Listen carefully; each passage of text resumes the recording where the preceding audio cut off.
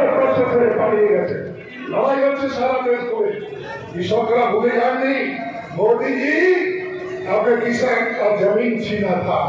ভারতবর্ষের কৃষকের জমি কেড়ে নিয়েছিলেন, কেড়ে নিয়ে আইন তৈরি করেছিলেন আদানি আত্মদিকে সরে দেওয়ার জন্য। ভারতবর্ষে 900 দিন ধরে কৃষকরা লড়াই করেছে, সারা দেশ উত্তাল হয়েছে, 750 কৃষক আত্মবলিদান করেছে।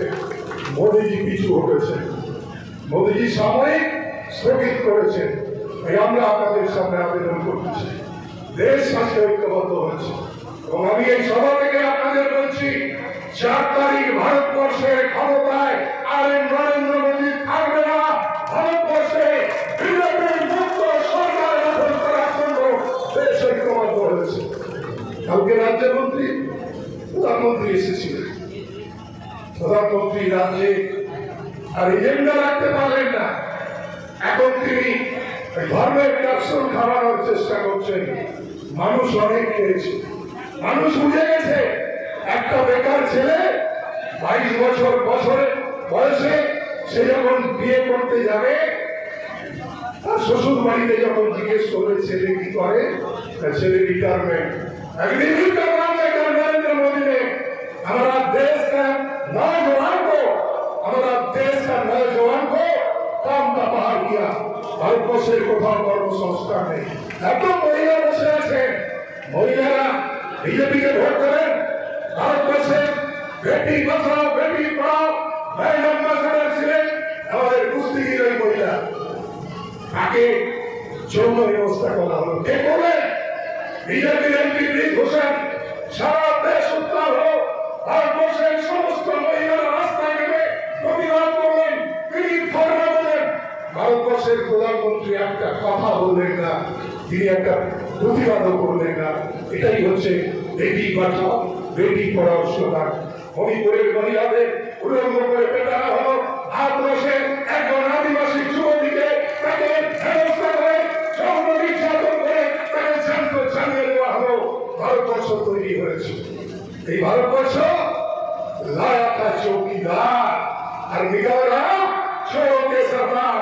ভারতবর্ষে পাহাড়দারের নাম করে নরেন্দ্র মোদী ক্ষমতায় এসেছিলেন আর বলছেন हम तो छोड़ा उठाकर भागेंगे।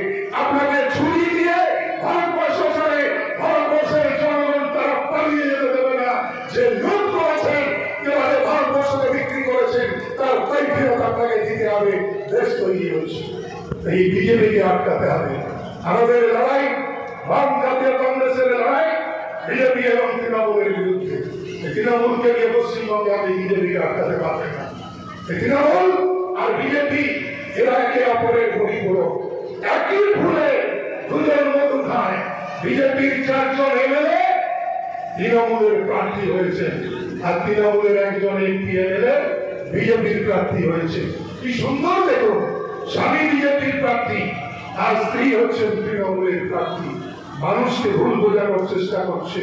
পশ্চিমবঙ্গে যতটা কুস্তি হচ্ছে, দিল্লিতে ততটা কুস্তি আপনাদের আমি বলছি। হবে মোদী বদল হবে, মমতা বদল হবে, দেশ বদল হবে, রাজ্য বদল হবে। আর সেই দেশ বদলের জন্য আমরা রাস্তায় নেমেছি। বলা হচ্ছে লক্ষ্মী ভান্ডার, বলা হচ্ছে মহিলাদের 3000। আমরা বামপন্থীরা, আমরা জাতীয় কংগ্রেস, আমরা এই সভায় লড়াই করবো যে 1000 টাকার সামাজিক প্রকল্প আমরা চাই না। আমার 3000 টাকার সামাজিক প্রকল্প চাই না। আমার চাই বছরে 1 লক্ষ টাকার প্রকল্প, মহিলাদের সামাজিক প্রকল্প। সেই প্রকল্পের জন্য লড়াই হবে। 100 দিনের কাজ যারা বন্ধ করে দিলেন, আপনারা এই সভা থেকে কাজ আদায় করেননি। বামপন্থীরা করেছিল 2005 সালে মনমোহন সিংয়ের সরকারের কাছ থেকে। আমরা আপনারা তৃণমূল কংগ্রেস এবং বিজেপি চক্রান্ত করে গরিব মানুষের 100 দিনের টাকা লুট করেছেন, কাজ বন্ধ করেছেন। আমরা বামপন্থীরা এই সভায় লড়াই করবো।